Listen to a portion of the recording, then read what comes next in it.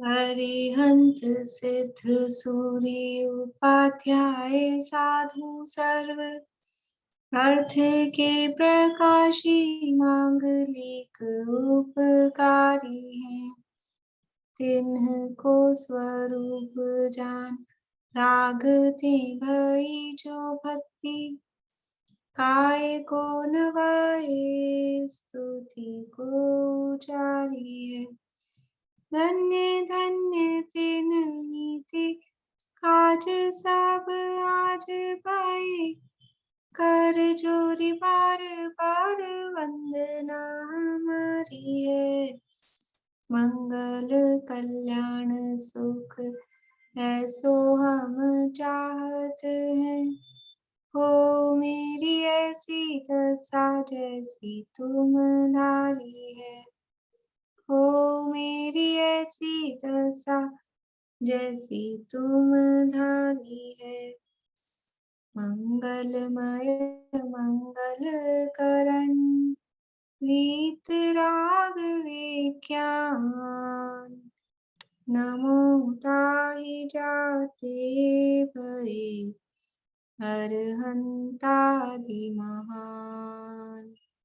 करि मंगल करि हो महा ग्रंथ करन को काज जाते मिले समाज सब पावे निज पद राज।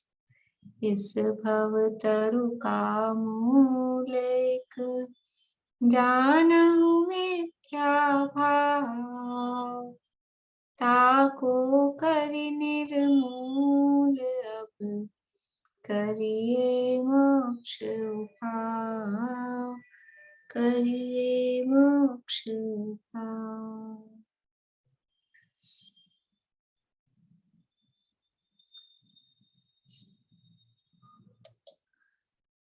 मैं आपसे एक चीज पूछना चाह रही थी। वो जो प्रश्नावली आई है ना, उसमें एक जो वो अनुमोदना का जो आया है, वो मतलब पहले भेजना है कि वो उत्तर के साथ भेजना है? वो एक अनुमोदना का कुछ आया है ना, उसके संग वो लिफाफा भी उन्होंने भेजा है, तो वो मेरे को ये नहीं समझ में आया कि अभी तुरंत भेजना है कि मतलब जब आंसर्स भेजूं तब भेजना है। मैंने ध्यान नहीं दिया, पर वो शायद आंसर्स के साथ ही भेजना होगा। फिर भी मैं और देख लूंगी उसमें। मैंने ध्यान नहीं, मतलब मैंने देखा तो था, लेकिन ऐसा ध्यान नहीं कि कब भेजना है। वो एक जो ना अनुमोदना का फॉर्म है, उसको फिल करके उन्होंने कहा आप इसको पोस्ट कर दीजिए वो उसमें। तो वो बस मैं वही सोच रही थी कि जब आंसर शीट भेजूं उसके साथ भेजूं कि उसको पहले आंसर भेजने। शीट के साथ ही भेज दीजिएगा। और वो जो उसके दूसरे ग्रुप बने हुए व्हाट्सएप ग्रुप, उसमें उन्होंने ये भी लिखा है कि आपको मिल गई है तो आप अपनी कोई वीडियो बना के भी हमको मिल गई है, ऐसा भी भेज सकते हैं। तो किसी को इच्छा हो तो वो भी भेज सकते हैं। तो मैं डाल दूंगी उस ग्रुप पे, वो हमारे मतलब व्हाट्सएप पे ग्रुप है अच्छा, उसमें। मतलब वीडियो बना के अपने की आपका नहीं, बहुत हाँ, आभार हमको है। मिल गई है ऐसा कुछ। मैं और वो मैसेज क्या आया है मैं देख के बता दूंगी आपको, भी देखना पड़ेगा। पीछे चला गया होगा मैसेज। मैं मैसेज देख के फिर बाद में बता दूंगी आपको। पीछे चला गया होगा वो। हाँ ममता भाभी बोलिए।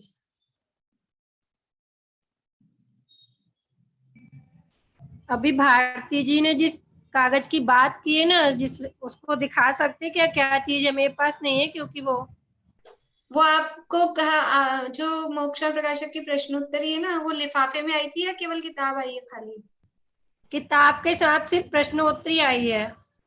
लिफाफे में और चीजें नहीं आई? लिफाफे में थी वो किताब। बिना लिफाफे की दी थी उन्होंने उधर से तक। हाँ, तो फिर आपके पास नहीं आया वो। बिना लिफाफे के आया तो नहीं आया वो। लिफाफे में कुछ स्टिकर्स वगैरह भी आए हैं, वो सब भी है। अच्छा मेरे पास भी एक ऐसी आई थी और दूसरी लिफाफे में, इसलिए मैंने भी वो लिफाफा देखा नहीं। एक खुली आई थी मेरे पास भी। अच्छा अच्छा। तो उसमें ऐसा कोई ये नहीं है कि प्रश्नोत्तरी के साथ का कोई मोड नहीं है उसमें ऐसा? नहीं नहीं, वो तो उनके सतपथ की अनुमोदना का फॉर्म होगा। सतपथ में हाँ जो हाँ, कार्य किए जा रहे हैं उसकी अनुमोदना हम करते हैं, ठीक है ऐसा ठीक उसका है है। ठीक है। हाँ, ये प्रश्न आप लोगों ने देखे हैं? कर रहे हैं अभी? किस किस ने देखे हैं? 5 लोग होंगे तो करेंगे, नहीं तो फिर नहीं करेंगे। 2-3 जनों में तो मजा नहीं आता, नहीं करे, चलो रहने दो, आगे बढ़ते हैं। अपनी चर्चा यहाँ चल रही है। मुन्ना, अभी बहुत दिन हो गए, मैं आपसे सुन लूं, बताएंगे 4 प्रकार के मिथ्या दृष्टि। निश्चयाभासी। हाँ हाँ हाँ। हाँ। म्यूट हो गए भाभी आप? ऑन हो गया। हाँ हाँ, हाँ। फिर म्यूट हो गए आप, फिर म्यूट हो गए। हाँ हाँ, एक मिनट। हाँ हाँ भाभी, ठीक है। हाँ, अनिश्चयाभासी, व्यवहाराभासी, सन्मुख से। पहले उभयाभासी। हाँ, उभयाभासी, फिर सन्मुख से सम्यक की ओर। सम्यक। हाँ हाँ, सम्यक के सन्मुख। हाँ, सम्यक के सन्मुख। हाँ, फिर से बोलिए हाँ, चारों। निश्चयाभासी, व्यवहाराभासी, हम्म उभयाभासी हम्म और सम्यक से सन्मुख। बहुत बढ़िया। ये 4 प्रकार के मिथ्या दृष्टियों का वर्णन यहाँ 7वें अधिकार में चल अभी रहा थोड़ा है। काम है तो थोड़ा जल्दी जाना पड़ेगा। हाँ, कोई दिक्कत हाँ, नहीं। ठीक है। ये 4 प्रकार के मिथ्या दृष्टियों का वर्णन यहाँ 7वें अधिकार में चल रहा है। इसमें से जो व्यवहाराभासी मिथ्या दृष्टि है, वो व्यवहाराभासी मिथ्या दृष्टि भी 4 प्रकार के हैं। कौन कौन से 4 प्रकार के हैं? कुल अपेक्षा धर्मधारक व्यवहाराभासी, परीक्षा रहित आज्ञानुसारी व्यवहाराभासी, सांसारिक प्रयोजनार्थ धर्मधारक व्यवहाराभासी और धर्म बुद्धि से धर्मधारक व्यवहाराभासी। बहुत बढ़िया। ये 4 प्रकार के व्यवहाराभासी मिथ्या दृष्टि हैं। इनमें से जो हमारा प्रकरण चल रहा है वो धर्म बुद्धि से धर्मधारक व्यवहाराभासी। और इसकी क्या मेन भूल है कि सम्यक दर्शन, सम्यक ज्ञान और सम्यक चारित्र के स्वरूप को विपरीत जानता है, अन्यथा जानता है, अन्यथा मानता है। तो सम्यक दर्शन का अन्यथा रूप की चर्चा हुई, सम्यक ज्ञान का अन्यथा रूप की चर्चा हुई, और अब यहाँ प्रकरण चल रहा है सम्यक चारित्र का अन्यथा रूप उसके जीवन में किस तरह से होता है। यानी सम्यक चारित्र का अन्यथा रूप मतलब सम्यक चारित्र तो नहीं है, लेकिन वो जो कुछ करता है सम्यक चारित्र के नाम पे, और वो समझ रहा है कि मेरे को सम्यक चारित्र हो गया है। जो भी कुछ काम कर रहा है वो धर्म बुद्धि से कर रहा है, धर्म के लिए कर रहा है, कोई धर्म की ही इच्छा है। पीछे जो 3 प्रकार के थे, लोभ से, सांसारिक प्रयोजन से, कुल अपेक्षा, ऐसा कर रहे थे, लेकिन ये केवल धर्म करने के उद्देश्य से ही ये कर रहा है। लेकिन फिर भी क्योंकि स्वरूप सही नहीं समझता, श्रद्धान गलत है, 7 तत्वों का श्रद्धान सही नहीं है, इसलिए वो करता तो है पर वो किया हुआ कुछ फलदायक नहीं होता है, कुछ काम का नहीं होता है। फल होगा कि स्वर्ग मिल जाएगा, संसार का ही फल मिलेगा। वो जो असली फल मोक्ष, धर्म का फल क्या है? धर्म का फल संसार है कि मोक्ष? धर्म का फल तो मोक्ष है, और यदि संसार में ही अटका हुआ है इसका मतलब धर्म हुआ नहीं। यदि धर्म होता सच्चा तो उसका फल तो मोक्ष मिलता। अब वो संसार में ही कुछ थोड़ा मीठा फल, स्वर्ग मिल गया, नवग्रह मिल गया, लेकिन रहा तो संसार में ही, तो वो उसका प्रयोग संसार किंचित भी कम नहीं होता। मिथ्या दृष्टि जीव कितना भी कोटि जन्म तपे, लेकिन वो संसार इतना सा भी कम नहीं होता। और सम्यक दर्शन प्राप्त हो जाए, अभी कोई तप वप नहीं किए, तो संसार कितना रह जाता है कि चुल्लू को प्रमाणम, संसार इतना सा रह गया। ऐसा है। बोलिए भारती आंटी। कल वो मैंने कहा था ना कि अभी इस जन्म इस जीवन में क्यों तप कर रहे हैं जब आप स्वर्ग मुख की चाह कर रहे हैं। तो शायद ममता भाभी ने कहा था कि उनको क्या होगा, वो तो 3 कषाय चौकड़ी उनकी चली गई, तो फिर वो तो मिथ्या दृष्टि है उनकी, तो नहीं गई है ना 3 कषाय चौकड़ी। तो हाँ, उनकी नहीं गई है। नहीं, ममता भाभी ने जब मैंने ये बात बोली ना, तो उन्होंने शायद ऐसे बोला कि उनकी तो उनका 3 प्रश्न कुछ दूसरा था, पूछा तो था, लेकिन अभी मेरे को प्रॉपर याद नहीं आ रहा। नहीं, मेरी बात भी उन्होंने कहा था जब अच्छा। मैंने ये बात कही थी ना कि हाँ। वो क्यों कर रहे हैं फिर वो ऐसा, मतलब या फिर मैंने ऐसे कहा था कि वो रिद्धि विद्धि का भी मैंने कुछ कहा था ऐसे कि योग के लिए मैंने कहा था ना कुछ इस टाइप का। हाँ, तो वो जो मिथ्या दृष्टि है उनकी तीन कषाय चौकड़ी का अभाव नहीं हुआ है, जो भी बात हुई हो वो तो उनको क्लियर है कि मिथ्या दृष्टियों के तीन कषाय चौकड़ी का अभाव नहीं होता है। बोलिए ममता। ये बात हुई थी कि योग से साधना यानी अपन को उपयोग पूर्वक करना हाँ। पड़ती है, इसलिए मैंने कहा था कि जो बीतरागी हाँ, वो है तीन कषाय अभाव पूर्वक हाँ। उनकी तो सहज होती है। अब ध्यान आ गया आपका, क्वेश्चन योग का था कि योग साधना भी इसमें हाँ, कुछ काम देती है। हाँ, तो वो उन्होंने उसके सहजता के लिए बताया था, बिल्कुल। चलिए, तो यहाँ ये अपना प्रकरण चल रहा था 246 नंबर पेज पे। नहीं उसी दिन मुझे याद आया था, उनसे मिलके गए आया।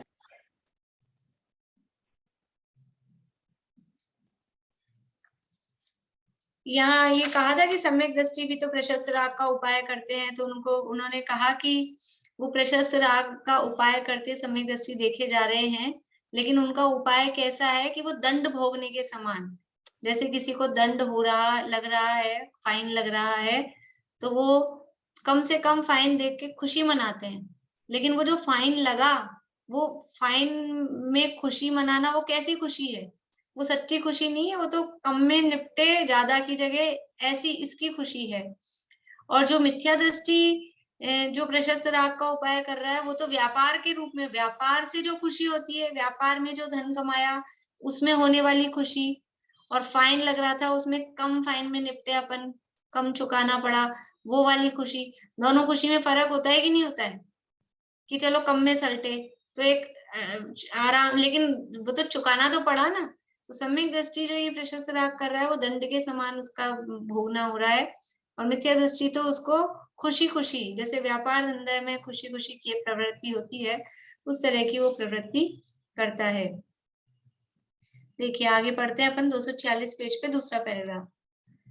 तथा इसके परिचय तपश्चरणादि के निमित्त से दुख हो, उसका इलाज तो नहीं करता, परंतु दुख का वेदन करता है। सो दुख का वेदन करना कषाय ही है।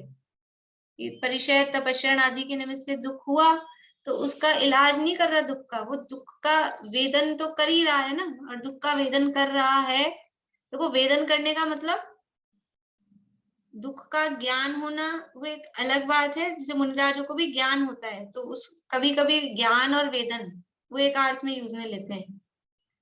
ज्ञान करने को वेदन करना, वेदन मतलब कभी एक अर्थ में यूज में लेते हैं और कभी फर्क है। वेदन का मतलब फिर भोगना अर्थ हम लेंगे, तो ज्ञान करना और भोगना फिर वो एक सा नहीं होगा। एक तो जाना है और एक उसको भोग रहे हैं। हमने अग्नि को जाना और हम अग्नि को भोग भी रहे हैं क्या? तब वो जानना और भोग वेदन करना एक नहीं होगा। लेकिन कभी कभी जानना और वेदन करना वो एक अर्थ में भी उसमें लिया जाता है। वो अपेक्षाकृत अलग अलग, जहाँ जिस जगह जो योग्य हो वैसा समझते हैं। तो यहाँ कह रहे हैं वो दुख का वेदन करता है। तो ये जो मिथ्या दृष्टि द्रव्यलिंगी है, ये उस दुख का वेदन कर रहा है, वो भोग भी रहा है। और जो भावलिंगी मुनिराज हैं, वो दुख का वेदन कर रहे हैं, मतलब वो दुख को खाली जानते हैं, ज्ञाता मात्र हैं, वो उसको भोगते नहीं है, वो उस दुख के भोगता नहीं होते। ज्ञान में तो आता है उपसर्ग हुआ, अग्नि जल रही है, ज्ञान में तो आएगा। तो उस अग्नि का वेदन मतलब बिना वेदन के ज्ञान में थोड़ा ना आएगा, ज्ञान में आया, लेकिन उस दुख के भोक्ता मतलब वो दुखी नहीं होते। वेदन करने का मतलब फिर दुख का भोक्ता, दुख का वेदन मतलब वो खुद दुखी नहीं होते। और ये तो खाली अपने कषायों के बल पर उसको बाहर एक्सप्रेस नहीं करता है, लेकिन वो दुखी अंदर में होता है। और वो दुख का वेदन करना, वो जो दुखी हुआ वो कषाय ही है। देखो पीछे एक बात आई थी ना अपने कि ये शरीर आदि से वो ये जो शब्द आया था द्वेष रूप उदासीनता, द्वेष रूप से उदासीन हो जाता है शरीर से कुटुंब आदि से। तो वो आज दादा का प्रवचन चल रहा था सुबह, तो उसमें आई थी वो बात, तो मुझे वही ख्याल में आया कि द्वेष रूप उदासीनता के लिए, कि जैसे अपना बच्चा हो, बिगड़ गया हो, कहना नहीं मानता हो, तो ऐसा कहते हैं ना, जिए या मरे हमको क्या। एक कहावत चलती दुनिया में, न्यारा पूत पड़ोसी बराबर। लेकिन उससे अब जो वो उदासीनता हुई ना कि ये जिए या मरे हमको क्या, और ये न्यारा हो गया, अलग कर दिया, लेकिन वो जो उससे उदासीनता हुई है वो कैसी है? ये द्वेष रूप उदासीनता है ये, इसमें वीतरागता नहीं है।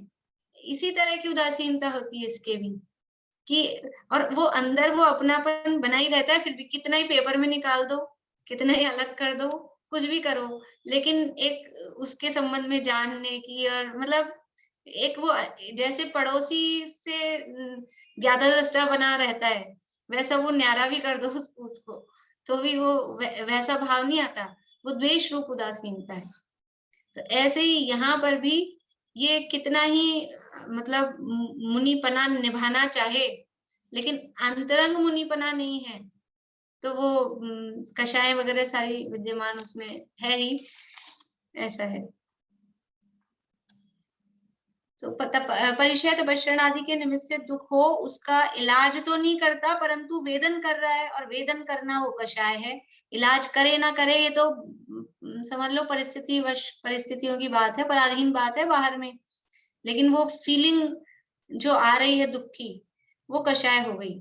जहां वीतराग होती है, वहां तो जैसे अन्य गेय को जानता है, उसी प्रकार दुख के कारण गेय को जानता है। जैसे अन्य गेय को जाना दूसरे सामने वाले इधर उधर वाले, वैसे ही जो दुख के कारण गेय है उनको जानता है। सो ऐसी दशा इसकी होती नहीं। जैसे पड़ोसी को जाना, ऐसे कोई उदाहरण अपन ले, तो जैसे अन्य गेय यानी पड़ोसी को जाना, वैसा ही उस पुत्र को अलग कर भी दिया तो भी वैसा जानना नहीं होता है। तो जैसे शरीर में उपसर्ग आदि आए, तो जो भावलिंगी मुनिराज है, वो जैसे बाहर कहीं कुछ हो रहा है शरीर से दूर अलग, उसको जानते हैं, वैसे ही शरीर की परिस्थिति को जानते हैं।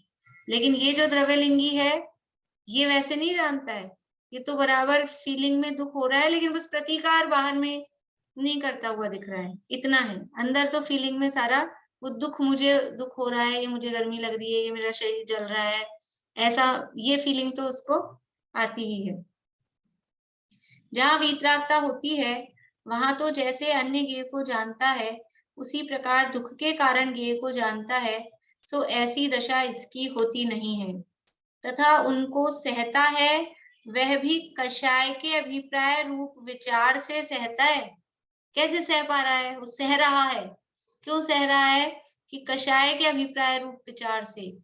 जैसे दुनिया में कोई व्यक्ति सहता है, जब कोई जिसकी चलती नहीं है ना, किसी से नीचा है, किसी से छोटा है, दूसरा व्यक्ति सामने वाला बड़ा है, ऊंचा है, तो सहता है। तो कैसे सहता है? नौकर को मालिक ने कुछ भी कहा, वो नौकर चुपचाप सुनता है। क्यों सुन रहा है, क्यों सह रहा है? कि कषाय अंदर अभी मजबूरी है ना, ऐसा नहीं है अंदर उसको गुस्सा नहीं आता है, कि उसकी इच्छा नहीं होती है, गुस्सा सब आता है, लेकिन किसी कषाय के वशीभूत होकर ही, कि अब समझ लीजिए वो क्रोध को एक्सप्रेस नहीं कर रहा है, बस ऐसा। वह विचार ऐसा होता है। कैसे विचार से सहता है? देखिए, अभी देखिए ये विचार, वह विचार ऐसा होता है कि परवशता से नरकादि गति में बहुत दुख सहन किए, यह परिषादि का दुख तो थोड़ा है। अभी रत्नकंशावकाचार में यही भाषा लिखी है, वहां क्षमा आदि के प्रकरण में, परिषाओं के प्रकरण में यही भाषा लिखी है। हम ऐसा विचार करते हैं कि नहीं करते? कभी कोई दुख की परिस्थिति होती है, कोई कष्ट की अपनी परिस्थिति हुई, भूख प्यास की वेदना हुई, सर्दी गर्मी की वेदना हुई, तो यही कहते हैं ना कि नरक में थे जब क्या मिला था खाने को, और तब कितनी गर्मी थी, तब भी तो सहन की थी।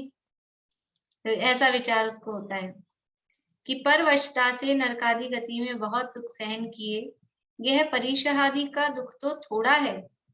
इसको स्ववश सहने से स्वर्ग मोक्ष सुख की प्राप्ति होती है। यदि इनको न सहें और विषय सुख का सेवन करें, तो नरकादि की प्राप्ति होगी, वहां बहुत दुख होगा। ये पढ़ लिया था क्या अपन ने? मुझे लगा ये पढ़ा नहीं इसलिए, लेकिन अब मुझे लग रहा है कि ये तो पढ़ लिया था। चलो कोई बात नहीं, पढ़ लेती हूँ फिर से। तो यदि इनको न सहें और विषय सुख का सेवन करें, तो नरकादि की प्राप्ति होगी, वहां बहुत दुख होगा। इत्यादि विचार से परिशहों में अनिष्ट बुद्धि रहती है। केवल नरक आदि के भय से तथा सुख के लोभ से उन्हें सहन करता है, सो यह सब कषाय भाव ही है। तथा ऐसा विचार, हाँ ये लास्ट की 3 लाइनें करनी थी अपने को वापस। ऐसा विचार होता है कि जो कर्म बांधे थे वे भोगे बिना नहीं छूटते, इसलिए मुझे सहने पड़े। यानी मैंने जो कर्म बांधे थे वो भोगे बिना छूटेंगे नहीं, इसलिए मैं सह रहा हूं। तो ये जो उसका विचार है ये कैसा है? परिशहों में अनिष्ट बुद्धि तो है ही। यह किस बात पे जोर दे रहे हैं कि पर पदार्थ में जो इष्ट अनिष्ट की मान्यता है वो मिथ्यात्व है, और ये मान्यता उसकी गई नहीं। पर पदार्थों में बाहर में चाहे स्त्री पुत्र आदि हो, चाहे शरीर हो, उसमें भी वो द्वेष रूप उदासीनता, वो उनको अनिष्ट मानकर और स्वर्ग आदि को इसको इष्ट मानकर, ऐसे ही यहाँ पर भी ये परीक्षा आदि सह रहा है, लेकिन अंदर से उनको अनिष्ट मानने की मान्यता छूटी नहीं है। वो अनिष्ट तो उसको लग ही रहे हैं, और ये जो इष्ट अनिष्ट की मान्यता है ये मिथ्यात्व है। पर पदार्थों में इष्ट अनिष्ट की बुद्धि, ये अच्छा और ये बुरा, ये मिथ्यात्व है।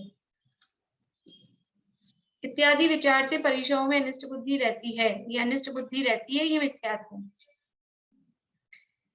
केवल नरक आदि के भय से तथा सुख के लोभ से उन्हें सहन करता है, सो यह सब कषाय भाव है। तथा ऐसा विचार होता है कि जो कर्म बांधे थे वे भोगे बिना नहीं छूटते, इसलिए मुझे तो कर्म भोग लो, ये भोग लो तो निपट जाएंगे, इसलिए मुझे सहने पड़े। सो ऐसे विचार से कर्म फल चेतना रूप प्रवर्तता है। कर्म फल चेतना रूप प्रवर्तता है। कर्म फल चेतना किसे कहते हैं?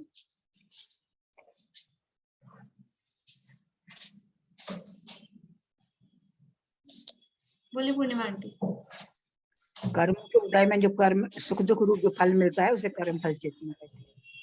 हाँ, कर्म के उदय में प्राप्त होने वाले जो उसका फल है सुख दुख रूप जैसा भी, उसको बस भोगना।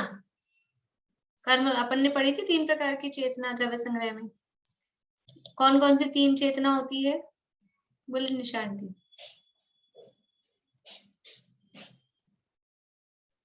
ज्ञान चेतना, कर्म चेतना, कर्म फल चेतना।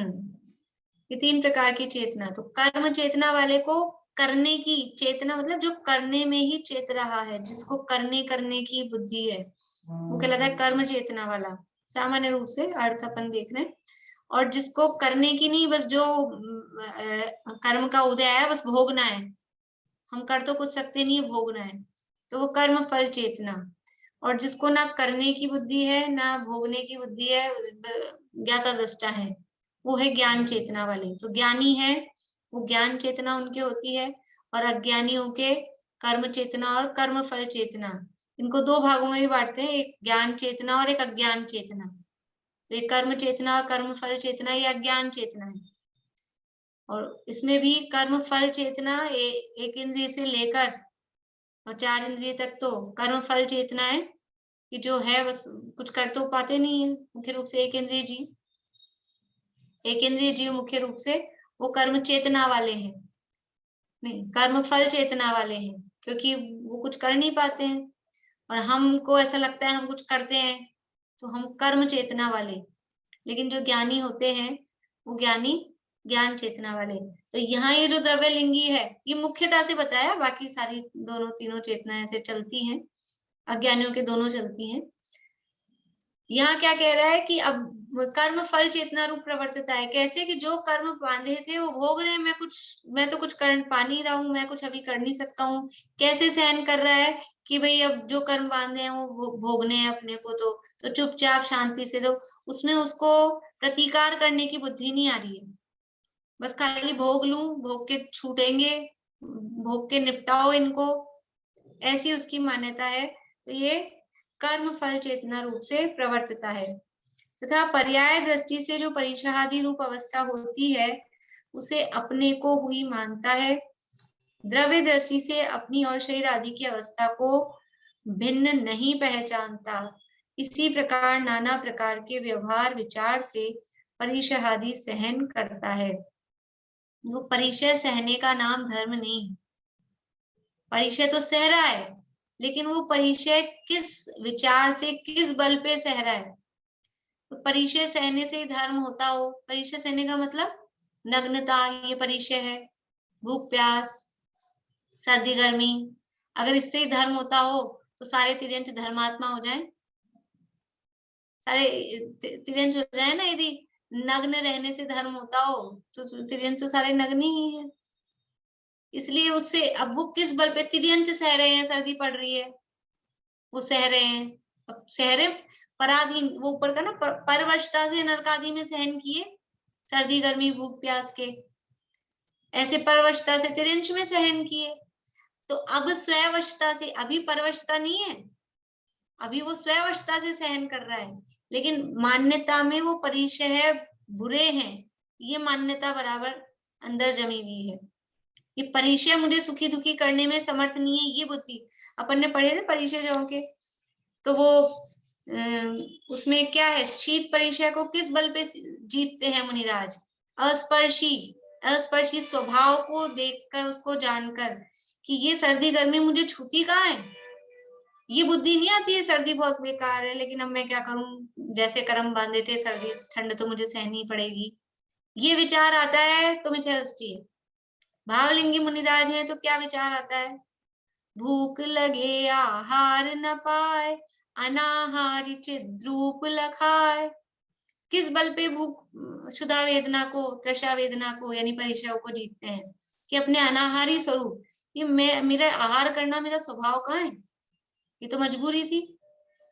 सर्दी गर्मी मुझे छूती कहाँ, मेरे में स्पर्श गुण ही नहीं है जो ये सर्दी गर्मी मुझे छुए। ऐसे इस बल पे उस परिचय को इस विचार से जीतते हैं, तब तो सच्चे भावलिंगी हैं।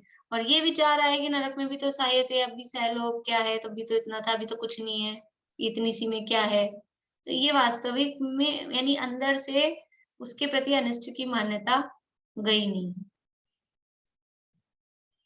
तो कर्म फल चेतना रूप प्रवर्तता है।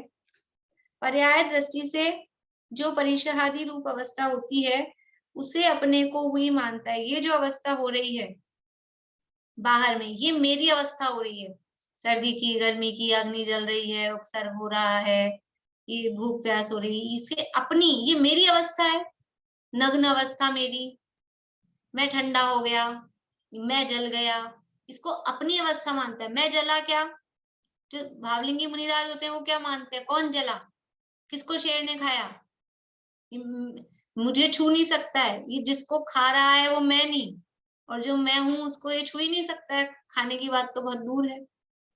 वहां तो ये चिंतन होता है।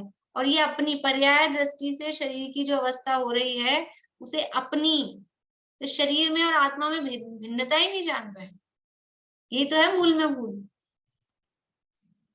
पर्याय दृष्टि से जो परिशहादि रूप अवस्था होती है उसे अपने को हुई मानता है। द्रव्य दृष्टि से अपनी और शरीर आदि की अवस्था को भिन्न नहीं पहचानता।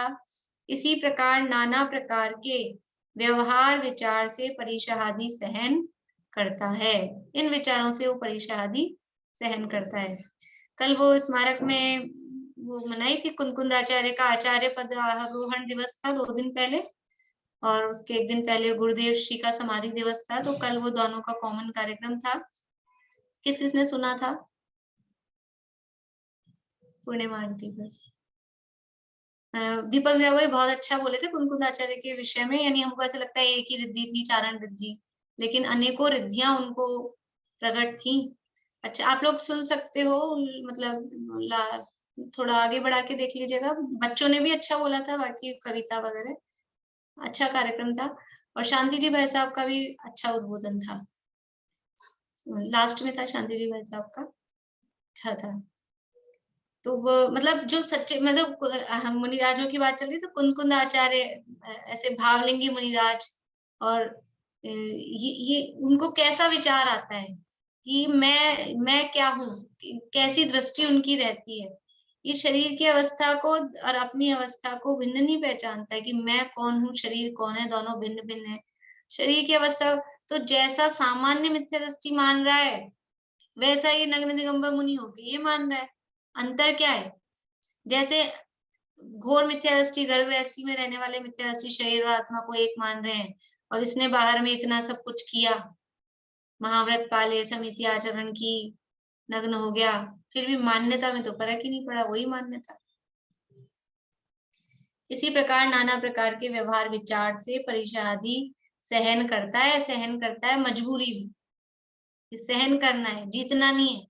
ये परिषद जय नहीं है, ये परिषद सही ही है, सहता ही है मजबूरी में। तथा उसके राज्याधिक विषय सामग्री का त्याग है और इष्ट भोजनादि का त्याग करता रहता है। वह तो जैसे कोई दाह ज्वर वाला वायु होने के भय से शीतल वस्तु सेवन का त्याग करता है, परंतु जब तक शीतल वस्तु का सेवन रुचता है तब तक उसके दाह का अभाव नहीं कहा जाता।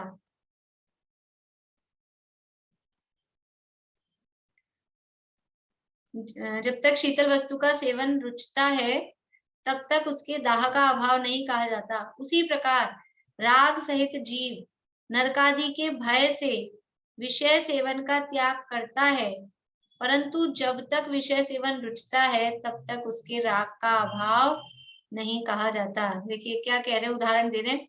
उसने राज्याधिक विषय सामग्री त्याग किया, इष्ट भोजन का त्याग किया, कितनी तो मतलब कितनी तपस्या कर रहा है, जंगल में रह रहा है, नग्न हो गया है। और पीछे भी कहा था राज्य आदि, मतलब ऐसा नहीं कि गरीब था, यूं ही था, हटे हाल था तो मुनि हो गया। अच्छा खासा राजा सेठ साहूकार था, राज्य आदि विषय सामग्री का त्याग किया, अच्छे अच्छे भोजन सब मिल रहे थे, उनका त्याग किया। वो कैसे किया है कि कोई दाह ज्वर वाला, मतलब उसको दाह ज्वर होता है गर्मी वाला, और उसमें क्या है, ऐसा लगता है ठंडा ठंडा ठंडा, मतलब अंदर से गर्मी आती है ना, तो ठंडा खाने की ऐसी इच्छा होती है वो दाह ज्वर में। कभी कभी अपने को भी ऐसा होता है, ऐसा लगता है अंदर से भपका रहा है, कुछ ठंडा दे दो, गर्म नहीं ठंडा दे दो, हाथ पांव में भी ऐसा लगता है ठंडा ठंडा कुछ लगा लें, इस तरह से। तो कोई दाह ज्वर वाला, लेकिन उसको इच्छा तो हो रही है ठंडा खाने की, इच्छा तो ये हो रही है, लेकिन वायु होने के भय से शीतल वस्तु का सेवन त्याग करता है। वायु होने का भय मतलब वो नुकसान करेगी, वायु करेगी। शरीर में 3 प्रकार की परिस्थितियां कहते हैं ना आयुर्वेद में, वायु, वात, पित्त, कफ। तो वायु बढ़ेगी, अगर वो दाह ज्वर उसके हो रहा है और वो ठंडी वस्तु खाएगा तो वो उल्टा उल्टा काम करेगी, उसको नुकसान करेगी, मतलब तकलीफ देगी। तो उस डर से वो शीतल वस्तु नहीं सेवन कर रहा है, नहीं खा पी रहा है, लेकिन अंदर इच्छा क्या है, इच्छा तो वही, रुचता वही है कि मैं ठंडा खाऊं। तो जैसे कोई दाह ज्वर वाला वायु होने के भय से शीतल वस्तु का सेवन त्याग करता है, परंतु जब तक शीतल वस्तु का सेवन रुचता है तब तक उसके दाह का अभाव नहीं कहा जाता। जब तक उसको ठंडी वस्तु अच्छी लग रही है, मतलब है कि उसके भी ज्वर ठीक नहीं हुआ है। जैसे अपने पास लगता है ना, होम्योपैथिक वाले होते हैं या आयुर्वेदिक वाले होते हैं, बहुत क्वेश्चंस करते हैं, खाने में क्या अच्छा लगता है, क्या खाते हो, ये वो दुनिया भर की। और होम्योपैथिक वाले तो और भी पता नहीं कैसी कैसी बातें पूछते हैं, गुस्सा कितना आता है, नेचर कैसा है, ये वो। तो ऐसे लगता है इनको ये दवाई देने से मतलब है कि इससे ये क्या क्या पूछते हैं। लेकिन वो उससे अपनी नेचर, उससे मतलब ये समझते हैं ना इनको क्या पसंद आ रहा है, इसका मतलब अंदर से क्या टेंडेंसी चल रही है इनकी। वो इस तरह साइकोलॉजी भी वो देखते हैं पेशेंट की। तो जब तक उसको ठंडी चीज की इच्छा हो रही है, ठंडी चीज अच्छी लग रही है, इसका मतलब है कि उसकी तबीयत ठीक नहीं है अभी, उसके दाह ज्वर मिटा नहीं है, वो बीमारी उसके अंदर अभी है। भले ही वो नहीं खा रहा, देखो खा नहीं रहा है, नहीं खाना अलग बात है। डायबिटीज का पेशेंट है, मिठाई लाके रखी, नहीं नहीं हम मीठा नहीं खाएंगे, बिल्कुल नहीं खाएंगे, स्ट्रिक्टली नहीं खाता है। लेकिन फिर पूछो आपको पसंद नहीं है, अरे पसंद तो क्या कहो, पसंद तो इतनी है कि हम यही खाएं, इतनी पसंद है। तो फिर रुच तो रहा है लेकिन नहीं खाता है। ऐसे ही अभी वहां तो उससे अपन वो नहीं लगा सकते कि वो मीठे की रुचि है तो डायबिटीज है, वहां वो तो नहीं बैठेगा। लेकिन यहाँ पर दाह ज्वर का दिया इसके उदाहरण कि जिसको दाह ज्वर है वो नुकसान करेगी इस डर से ठंडी चीजें नहीं खा रहा है, लेकिन उसके अंतरंग में इच्छा, रुचि वो ठंडी वस्तु खाने की है। और जब तक उसको ठंडी वस्तु खाने की रुचि है, इसका मतलब वो उसके दाह ज्वर चल रहा है, वो ठीक नहीं हुआ। और जब उसकी बीमारी ठीक हो जाएगी तब उसको फिर ठंडा खाने की इच्छा भी नहीं होगी। ऐसा उसमें कनेक्शन है। ऐसे यहाँ कह रहे हैं, उसी प्रकार राग सहित जीव नरकादि के भय से विषय सेवन का त्याग करता है। जीव कैसा है? राग सहित। राग सहित का मतलब वो मिथ्यात्व सहित राग समझना, यहाँ चारित मोह वाले राग की नहीं। राग का अर्थ मिथ्या मोह समझना। राग सहित जीव नरकादि के भय से विषय सेवन का त्याग कर रहा है। विषय सेवन नहीं कर रहा है, क्यों? क्योंकि विषय सेवन करेंगे तो नरक में जाएंगे, इसलिए सब उसने त्याग किया, विषय सेवन का त्याग करता है। परंतु अंदर में इच्छा क्या है, रुचि क्या है? रुचि तो वही विषय सेवन की है। यदि स्वर्ग की रुचि है तो क्या रुचि है? विषय सेवन की रुचि है। तो अंदर में विषय सेवन रुचता है, तो जब तक विषय सेवन रुचता है तब तक उसके राग का अभाव नहीं कहा जाता। जैसे जब तक अंदर वो ठंडी वस्तु पसंद आ रही है, मतलब इच्छा हो रही है, तब तक उसके दाह ज्वर नहीं मिटा। वैसे ही जब तक ये विषय सेवन अंदर में अच्छे लग रहे हैं कि ये भोग नहीं रहा है, क्यों? क्योंकि भोगूंगा तो नरक जाऊंगा, लेकिन अच्छे तो यही है, मजा तो इन्हीं में आता है। जैसे बच्चे करते हैं डर के मारे, कोई मजा तो खेलने कूदने टॉफी खाने में इसमें आता है, लेकिन मम्मी ने मना किया है, पापा डांटेंगे, या ज्यादा टॉफी खाऊंगा तो दांत खराब हो जाएंगे, इस डर से नहीं खा रहा है। लेकिन रुचि किसकी है? रुचि तो वो अच्छी, अंदर मान्यता क्या है? होती तो अच्छी है, लगती तो बढ़िया है। ऐसे ही भले ही ये विषय सेवन नहीं कर रहा है किसी की डर से, लेकिन अंदर में वो अच्छे हैं, उनके प्रति उपादेय बुद्धि उसकी नहीं छूटती है।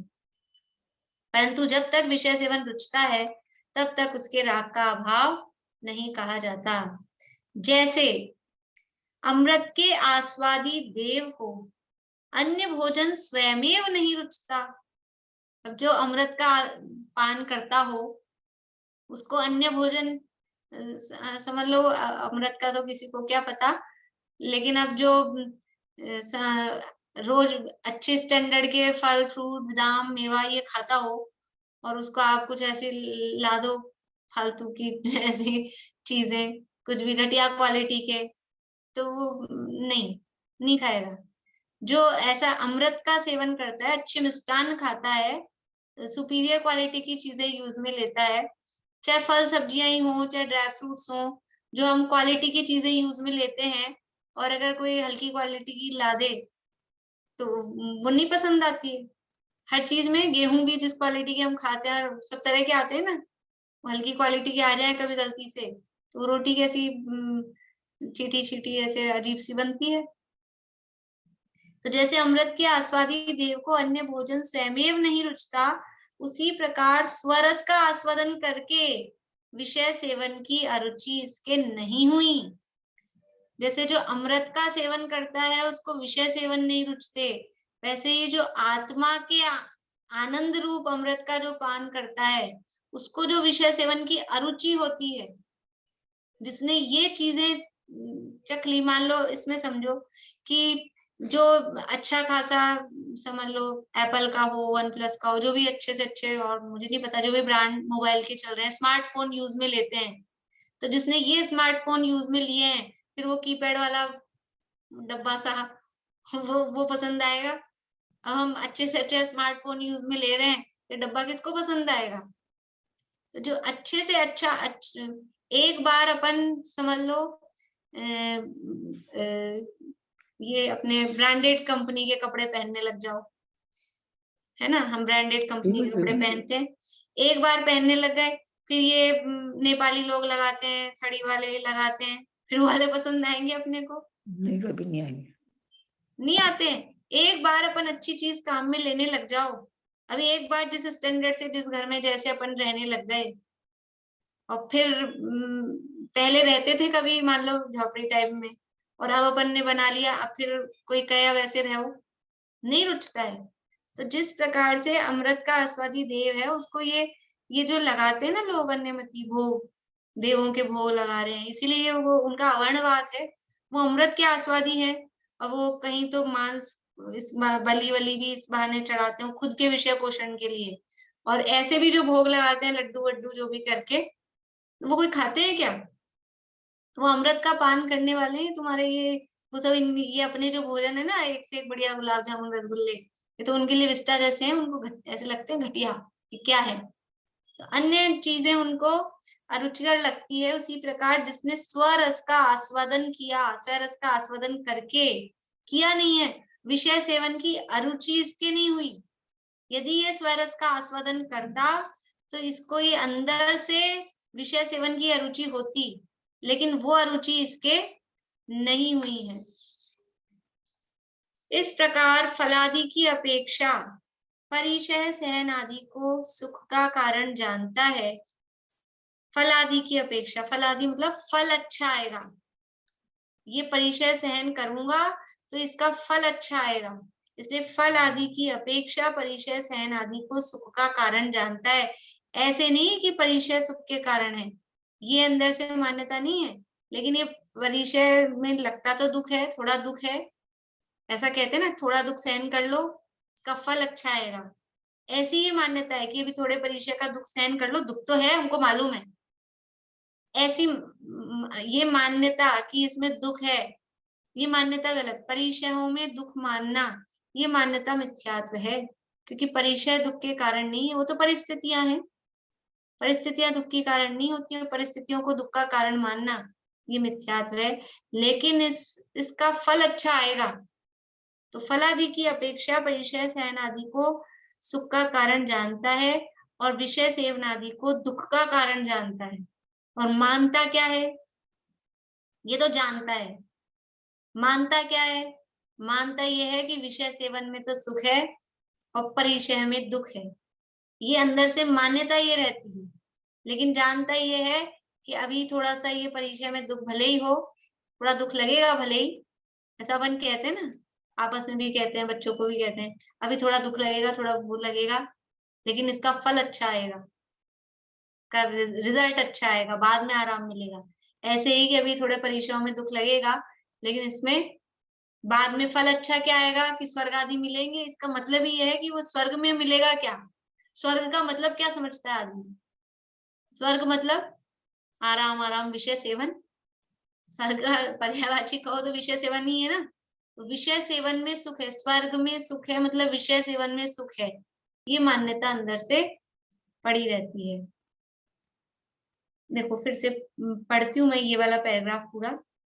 उसके राज्यादि विषय सामग्री का त्याग है और इष्ट भोजनादि का त्याग करता रहता है। वह तो जैसे कोई दाह ज्वर वाला वायु होने के भय से शीतल वस्तु सेवन का त्याग करता है, परंतु जब तक शीतल वस्तु का सेवन रुचता है तब तक उसके दाह का अभाव नहीं कहा जाता। उसी प्रकार राग सहित जीव नरकादि के भय से विषय सेवन का त्याग करता है, परंतु जब तक विषय सेवन रुचता है तब तक उसके राग का अभाव नहीं कहा जाता। ऐसा कहते हैं ना, किसी को सांप ने काट लिया हो या कोई भी जहरीला, तो उसको नीम भी, कड़वा नीम भी मीठा लगता है, ऐसा ऐसा कहा जाता है। तो उसको नीम खिला के देखते हैं कि इसके जहर चढ़ा है क्या। तो अगर उसको नीम भी रुच रहा है, मीठा लग रहा है, इसका मतलब क्या है कि इसके जहर चढ़ा हुआ है अभी। ऐसे ही इसको ये अंदर से विषय सेवन रुच रहे हैं, अंदर से वो अच्छा लग रहा है, इसका मतलब है कि इसके मिथ्यात्व का अभाव अभी हुआ नहीं है। तथा जैसे अमृत के आस्वादी देव को अन्य भोजन स्वयमेव नहीं रुचता, उसी प्रकार स्वरस का आस्वादन करके विषय सेवन की अरुचि इसके नहीं हुई है। इस प्रकार फलादि की अपेक्षा परिचय सहन आदि को सुख का कारण जानता है और विषय सेवन आदि को दुख का कारण जानता है, तथा तत्काल परिचय सहन आदि से दुख होना मानता है और विषय सेवन आदि से सुख मानता है, तथा जिनसे सुख दुख का होना माना जाए उनमें इष्ट अनिष्ट बुद्धि से राग द्वेष रूप अभिप्राय का अभाव नहीं होता, और जहां राग द्वेष है वहां चारित्र नहीं होता। यानी बिल्कुल तर्क सहित ये तर्क है कि वो परिचय सहन आदि से तत्काल उसी समय वो परिचय सहन कर रहा है, उससे दुख होना मान रहा है कि दुख हो रहा है मुझे, और विषय सेवन आदि से सुख होना मानता है, ये मान्यता अंदर पड़ी है। और जिनसे सुख दुख का होना माना जाए उनमें इष्ट अनिष्ट बुद्धि से राग द्वेष रूप अभिप्राय का अभाव नहीं होता। किसी से सुख और किसी से दुख मान रहा है, इसका मतलब जिससे सुख मान रहा है उसमें इष्ट बुद्धि, जिससे दुख मान रहा है उसमें अनिष्ट बुद्धि। तो परिचय में अनिष्ट बुद्धि और विषय सेवन में इष्ट बुद्धि, ये उसकी मान्यता, इस मान्यता का अभाव नहीं हुआ। और ये मान्यता जो इष्ट अनिष्ट की मान्यता है, यही तो उल्टी मान्यता है। इस उल्टी मान्यता का अभाव नहीं हो रहा। राग द्वेष रूप अभिप्राय, इष्ट मानना मतलब राग, अनिष्ट मानना मतलब द्वेष।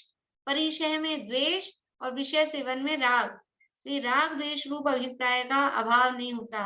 और जहां राग द्वेष है वहां चारित्र नहीं होता। राग द्वेष से चारित्र कैसे होगा? राग द्वेष तो चारित्र मोह है, और चारित्र मोह है वो चारित्र की घातक है।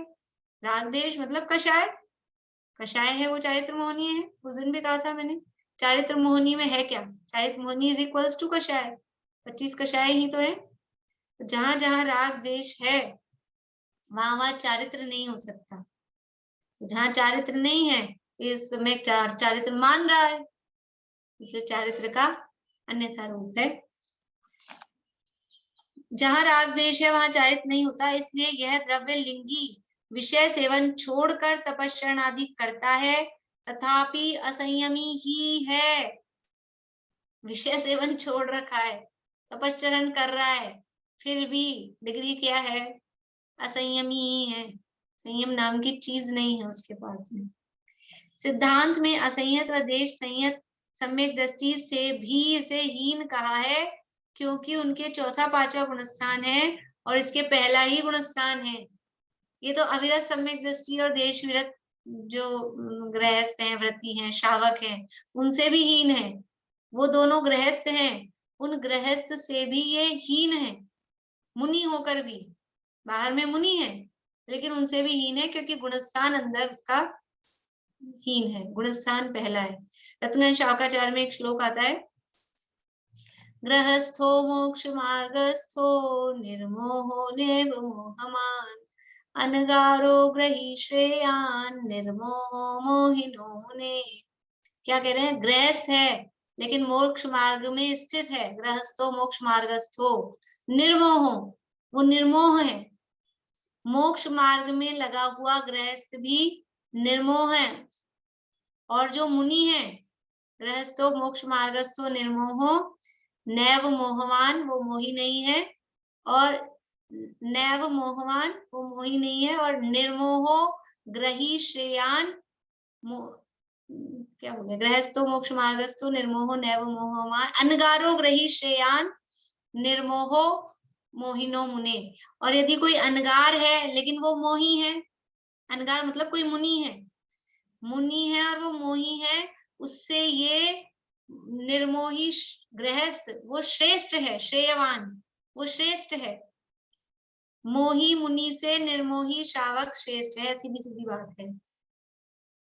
तुम ये मुनि बन गए, द्रव्यलिंगी हो गए, लेकिन मोह जो का तो पड़ा है, अंदर राग द्वेष पड़े हैं, कषाय हैं, मोही हो तो मोही मुनि से, ये असंयत भी है लेकिन सम्यक दृष्टि है, गृहस्थ है, देशवती शावक है, पंचम गुण स्थान वर्ती है, वो श्रेष्ठ है। तो सम्यक दृष्टि की ऐसी महिमा यहाँ पर बताई है। इसलिए असंयत व देश संयत सम्यक दृष्टि से भी इसे सिद्धांत में हीन कहा है, क्योंकि उनके चौथा पांचवा गुणस्थान है और इसके पहला ही गुणस्थान है। इस प्रकार अभी आगे फिर प्रश्न कर रहे हो, थोड़ा सा प्रकरण और है, ये कल पूरा हो जाएगा लगभग ये प्रकरण, फिर उभयाभासी मिथ्या दृष्टि का स्वरूप चालू होगा। अपन ने निश्चयाभासी का एग्जाम ले लिया था, है ना? अभी ये व्यवहाराभासी का काफी प्रकरण हो गया और ये तो कल पूरा होने वाला है। एग्जाम कब रखना है? एक वीक बाद रख ले, नेक्स्ट वीक तक। आज कितनी तारीख हुई है? 29, 6-7 तारीख तक रख ले। नहीं, 8-10 तक रख ले। 8-10 तक तो हो जाएंगे, 10 दिन तो बहुत, फिर अपन क्या करेंगे इतने दिन? रिवीजन कर लेंगे 1 वीक। मतलब आप लोग थोड़ा माइंड तो मेकअप करो कि एग्जाम होना है, ये तो खत्म हो गया ना प्रकरण। फिर उभयावासी में तो क्या निश्चय व्यवहार का प्रकरण वो चलेगा, नयों का प्रकरण भी इसमें आएगा, और ये पूरा हो जाए उसके बाद में फिर नया चालू कर लें अपन, है ना। तो 7वें वहाँ तो मोक्ष तत्वार्थ सूत्र में भी हो जाएगा पूरा, उसमें भी एग्जाम आएगा, इसका पहले कर लेते हैं तब तक। चलिए, और किसी को प्रश्न तो नहीं होगा आज?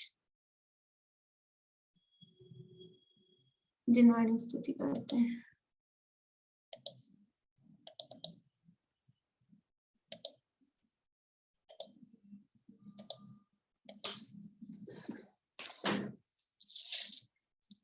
आसन बिना आसन जहाँ गिरनार पर, घन श्याम तन सद्बोध पाया आपने, जग को बताया निज।